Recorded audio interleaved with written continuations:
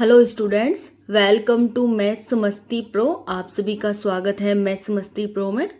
ये second video है जो कि मैथ्स की है और इसमें कुछ कंडीशंस बताई गई हैं। जो वीडियो फर्स्ट में बताया गया है, पढ़ाया गया है, उसकी कुछ कंडीशंस हैं जो इस वीडियो में हम पढ़ेंगे। ठीक है, जो काफ़ी इम्पोर्टेंट है, सभी एग्जाम के लिए इम्पोर्टेंट है। यहाँ तक कि आप स्कूल में हैं तो उसके लिए ये काफ़ी इम्पोर्टेंट है, क्योंकि ये 6 से लेकर के पूरा 12th तक का है। ठीक है, तो ये मैथ्स चलेगा, डेली क्लास एक आएगी। तो अब स्टार्ट करते हैं। वीडियो को ज़्यादा से ज़्यादा शेयर करें, लाइक करें, और वीडियो पर नए हैं तो सब्सक्राइब कर लें। ओके, तो हम स्टार्ट करते हैं। क्लास सेकंड, संख्याओं पर कुछ विशेष बिंदु। आप इस क्लास से पहले पहली क्लास को देखना, जो पहली क्लास पड़ी हुई है चैनल पर। ओके, तो देखो इसमें कंडीशंस क्या क्या है। संख्या एक न तो भाज्य है और न अभाज्य। जो संख्या एक है वो तो न भाज्य है और न अभाज्य। और भाज्य अभाज्य क्या होती है ये मैंने पहली वीडियो में बताया हुआ है, तो आप पहली वीडियो देखेंगे उसके बाद ही ये वीडियो समझ आएगी आपको। ठीक है, तो पहली जो संख्या है 1, वो न तो भाज्य है और न ही अभाज्य है। फिर है ऐसी संख्या जो अभाज्य हो एवं सम संख्याओं केवल 2 है। एक ऐसी संख्या जो अभाज्य भी है और सम भी है, वो संख्या 2 है। नेक्स्ट है वे 2 अभाज्य संख्याएं जिनके बीच केवल एक सम संख्या होती है, अभाज्य जोड़ा कहलाती हैं। ऐसी 2 अभाज्य संख्याएं जिनके बीच केवल एक सम संख्या होती है, वे अभाज्य जोड़ा कहलाती हैं। जैसे 5 और 7 के बीच में एक सम संख्या 6 आ जाएगी, 5 व 7 इसके बीच में एक संख्या 6 आ जाएगी, तो ये अभाज्य जोड़ा हो गया। 3 और 5 इसके बीच में 4 आ जाएगा, तो ये अभाज्य जोड़ा हो गया। वैसे ही 11 व 13, 17 व 19, 29 व 31, ठीक है, ये सारे क्या है, अभाज्य जोड़े हैं। फिर नेक्स्ट है सभी प्राकृतिक संख्याएं पूर्ण, पूर्णांक, परमेय एवं वास्तविक संख्याएं होती हैं। जो सभी प्राकृतिक संख्याएं होती हैं वो क्या होती हैं, पूर्ण, पूर्णांक, परमेय और वास्तविक संख्याएं होती हैं। ठीक है, तो डेफिनेशन पहले आप पढ़ लेना, मैंने अच्छे से समझाई है, वो समझ लेना।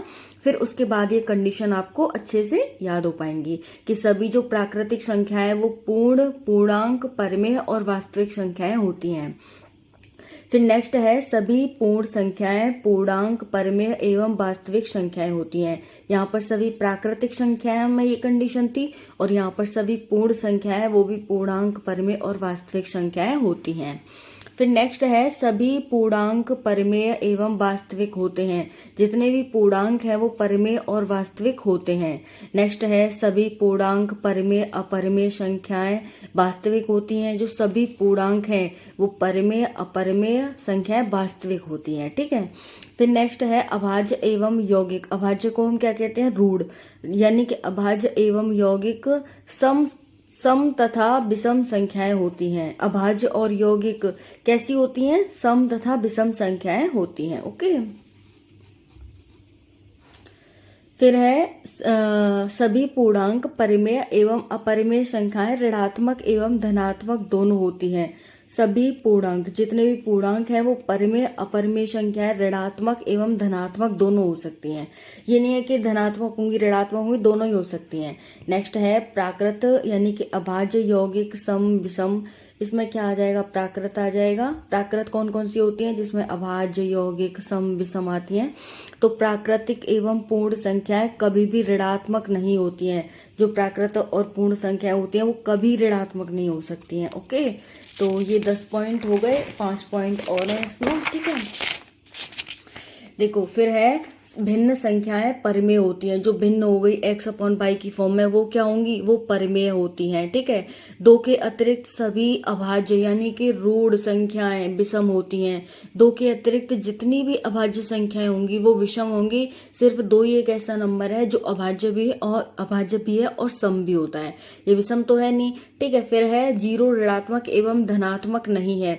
अगर हम 0 कहें कि 0 ऋणात्मक है या धनात्मक है, तो 0 ना तो ऋणात्मक है और ना ही धनात्मक है, यानी कि न्यूट्रल है। ओके, फिर नेक्स्ट देखते हैं शून्य, यानी कि 0 में किसी भी संख्या से भाग देने पर शून्य ही आता है। देखो जैसे 0 है, 0 से मैंने ए से 0 को भाग दिया तो क्या आएगा, मेरे पास 0 ही आएगा। यहाँ पर ए एक वास्तविक संख्या है, तो किसी भी संख्या से हम 0 को भाग देंगे तो वो क्या आएगा, 0 ही आएगा, यानी कि जो ऊपर होगा वही आएगा। फिर है किसी भी संख्या में शून्य का भाग देने पर। अभी तो हमने शून्य में किसी भी संख्या का भाग दिया था, अब हम शून्य का भाग देंगे किसी भी संख्या में।